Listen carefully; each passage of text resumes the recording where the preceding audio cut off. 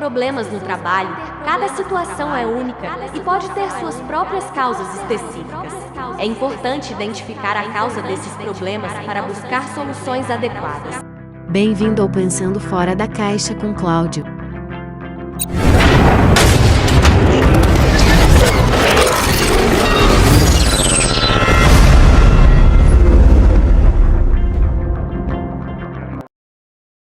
Trabalho, felicidade e realizações. O trabalho enobrece o homem?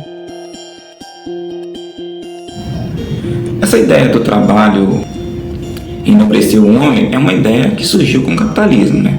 No passado, o trabalho não era visto dessa forma.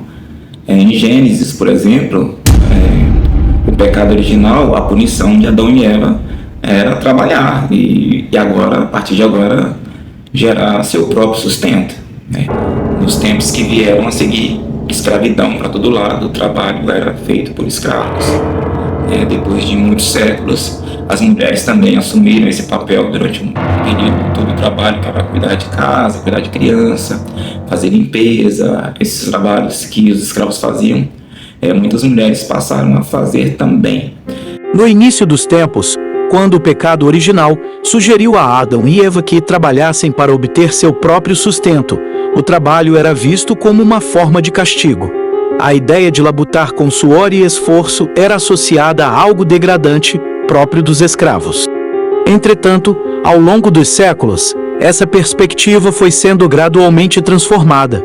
O trabalho, antes encarado como uma maldição, passou a ser valorizado como uma maneira de enobrecer o homem e desenvolver suas capacidades. O advento do capitalismo no mundo ocidental teve um papel fundamental. No sistema capitalista, o trabalho tornou-se o principal meio de subsistência das pessoas.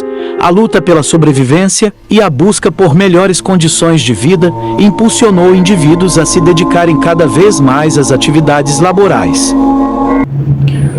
Quando você começa a trabalhar pela primeira vez, você não tem a mínima ideia assim, de como realmente o sistema funciona, né? Hoje você pode ter, no Brasil, por exemplo, muitas pessoas que trabalham há anos e não sabem nem o que é CLT, por exemplo. Não faz a mínima ideia sobre os direitos que foram conquistados ao longo desse tempo. Mas uma coisa muito importante é a pessoa entender que ela também é uma empresa, só que de forma física, tá? Uma empresa ela não tem a obrigação de te promover ou de que o seu crescimento seja agregado ao crescimento da própria empresa.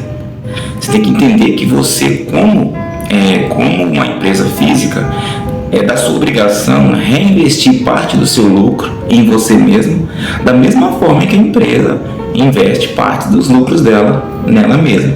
Isso para gerar um tipo de crescimento. Ou seja, se você trabalha e separa uma porcentagem do seu salário para investimento, para estudar, para fazer cursos, para criar uma forma de você poder valorizar mais o seu tempo, né? Transformar a sua mão de obra em um tipo de mão de obra que vala mais, para você poder agregar valor no futuro. Porque se você fica fazendo a mesma coisa, é provável que você tenha o mesmo resultado, né? Não vai mudar, nada vai mudar.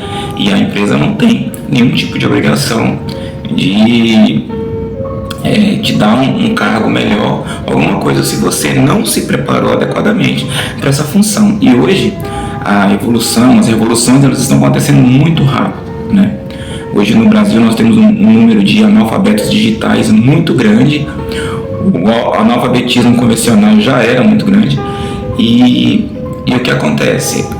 As pessoas, em pouco tempo, elas estão se perdendo a adequação até do próprio trabalho que elas exerciam com facilidade. Então, existe um termo hoje muito usado, o lifelong learning, que significa aprendizado para a vida inteira. A pessoa hoje ela não pode mais parar de aprender, ou senão ela fica de fora, né? Parece que a internet chegou hoje, mas não, já faz muito tempo que a internet está aí. E hoje, muito do que se faz é pela internet. E muita gente ainda não se deu conta que não tem mais como voltar atrás, tá? A tecnologia ela não para, o desenvolvimento ele cresce, e quanto mais cresce, mais rápido cresce. Então as revoluções estão aí e a gente tem que se preparar e dar continuidade, porque esse caminho que a gente busca de trabalhar em busca de uma vida melhor, de felicidade, não se tornar apenas luta pela sobrevivência. Nem todas as pessoas podem trabalhar no que realmente gostam. Mas se você estudar, é possível que, no processo, você se apaixone por alguma atividade que goste, podendo então escolher uma profissão no futuro, e ainda que você se arrependa. O fato de você ter escolhido, você pode conviver com isso numa boa. Mas para quem não estuda, existe uma grande dificuldade, porque neste caso, é o trabalho que escolherá você. O trabalho faz parte das coisas ruins da vida?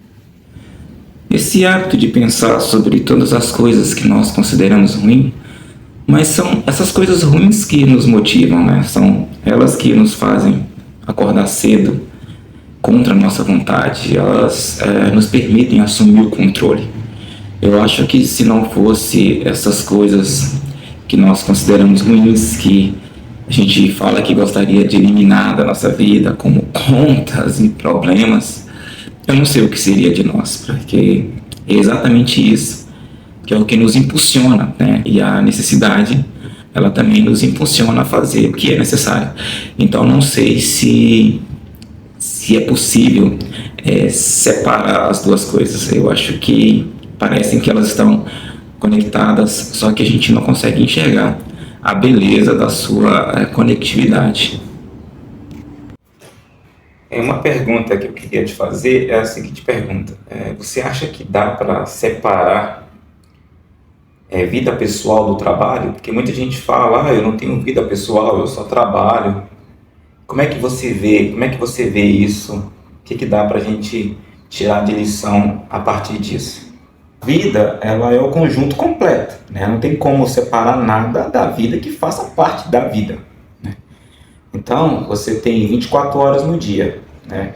O horário de trabalho é 8 horas, você precisa de 8 horas para dormir e, teoricamente, 8 horas para você fazer o que você quiser. Só que essa conta não fecha por causa do horário de almoço, que passa a ser 9 horas, né? E se você gasta 1 hora para ir para o trabalho, você gasta mais 1 hora para voltar. Isso dá 11 horas.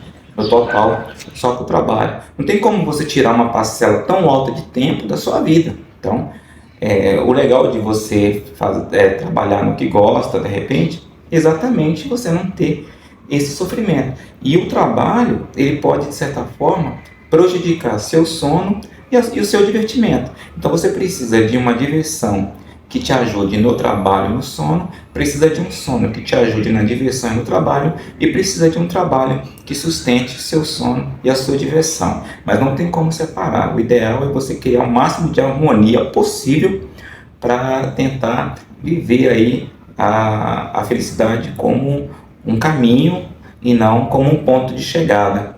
É na visão aí aristotélica do eudaimonia. No trabalho tem muitas pessoas que ficam preocupadas se as pessoas gostam dela, né? O entendimento é que ninguém precisa gostar de você. Você precisa ter certeza de que as pessoas estão sendo justas com você, estão cumprindo o acordo e você da mesma forma. Isso que importa. Porque a amizade no trabalho é uma coisa legal, né? A palavra amizade, ela é sempre vista como uma coisa maravilhosa.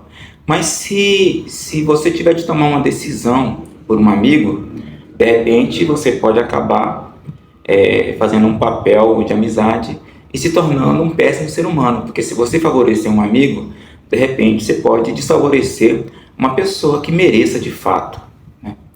Uma outra situação que é muito vivenciada no trabalho são a questão das falácias, né? As falácias são a inimiga número 1 do mundo, praticamente. Ter briga, confusão, simplesmente porque as pessoas usam formas de se expressar através de apelo emocional. Muitas vezes as falácias são extremamente verdadeiras, só que a forma como ele está sendo dito pode induzir você a acreditar numa coisa que está muito longe da realidade, muito longe da verdade. Totalmente imparcial, induzindo você a acreditar que pessoas que não são vilões acabam sendo, E isso gera muito problema também no trabalho, né? Então é bom ficar atento às falácias. Uma falácia é um raciocínio inválido ou um argumento enganoso que é apresentado como sendo válido. Ela ocorre quando a estrutura lógica de um argumento é falha e, portanto, não é possível tirar conclusões corretas a partir dele. As falácias podem parecer persuasivas ou convincentes, mas, na realidade, são ilógicas e não fornecem uma base sólida para o argumento.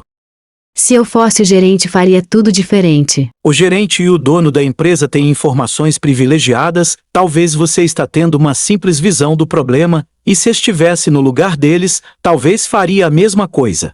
Eu estou muito bem, não me troco por nenhuma moça mais jovem. Eu nunca vi uma pessoa mais jovem querendo se trocar por uma pessoa mais velha.